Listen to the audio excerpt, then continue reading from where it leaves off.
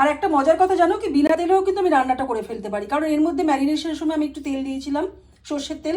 আর মাটনের তো এমনিই তেল আছে, আমি কষিয়ে কষিয়ে কষিয়ে কষিয়ে কিন্তু আমি বিনা তেলেও রান্না করে ফেলতে পারি। এটাই মজা। দেখো মাটনের জন্য মোটামুটি এই প্রিপারেশন। এখানে আমি পিস পিস করে আলু আর এখানে তোমার পেঁপে কেটে নিয়েছি, যে পেঁপেটা মাটনটা খুব ভালো মতো বয়েল করতে সাহায্য করে। আর এখানে কাঁচা লঙ্কা আমি একটু বেশিই দিয়েছি, কারণ আমি ঝাল ভালোবাসি। তোমাদের ঝাল নুন তোমাদের পরিমাণ মতো। দেখো আমি আগে থেকে ম্যারিনেট করে রেখে দিয়েছি। এর মধ্যে আছে পেঁয়াজ কুচি, রসুন কুচি আর আদার রস দিয়ে, এটা জিরে গুঁড়ো দিয়ে, হলুদ আর নুন দিয়ে আমি মাটনটা কিন্তু আগে রেখে দিয়েছি। ও হ্যাঁ, আমি এর মধ্যে একটু সর্ষের তেলও দিয়ে রেখেছি। আর আমি দই দিয়ে নিই, দইটা দিলে আরো ভালো হয়।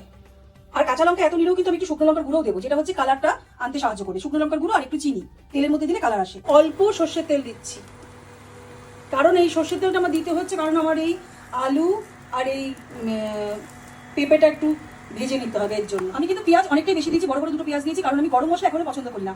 তো এই মাটনের আঁশটা গন্ধ কাটানোর জন্য পেঁয়াজ আর রসুন আমি বেশি করে দিয়েছি। আর দেখো তেলটা কিন্তু গরম হয়ে গেছে, এটা ধোয়া ধোয়া উঠছে, তার মানে যথেষ্ট গরম হয়ে গেছে। এখন আমি আলু আর পেঁপেগুলো দিয়ে দেবো।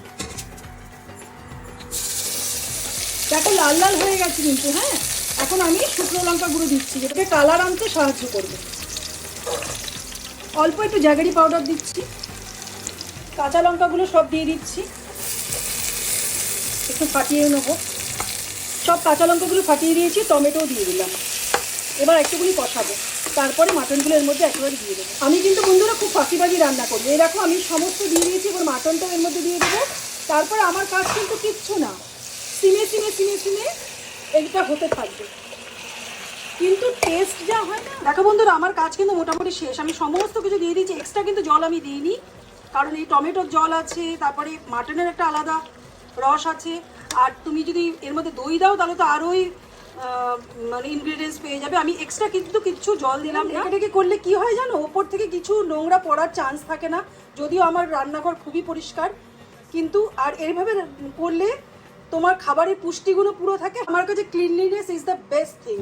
তুমি যা খাও ক্লিন ওয়েতে তোমার করতে হবে। আমি এই জন্য রেস্টুরেন্ট থেকে খাবার আনা খুব ভয়ে ভয়ে খাই। দেখো সিমে রেখে রেখে রান্না কিন্তু আমার অলরেডি হয়ে গেল। এর মাঝখানে আমার ঘরের সমস্ত কাজও হয়ে গেল। চলো এবার খেয়ে নিই। টেস্ট কিন্তু একদম ফাটাফাটি। যদি তোমাদের খাওয়াতে পারতাম সত্যি সত্যি খুব ভালো লাগতো। যদি ভিডিওটা ভালো লাগে একটা লাইক করে দিও। এরকমই ঘরোয়া রান্না দেখতে আমার সাথে থেকো।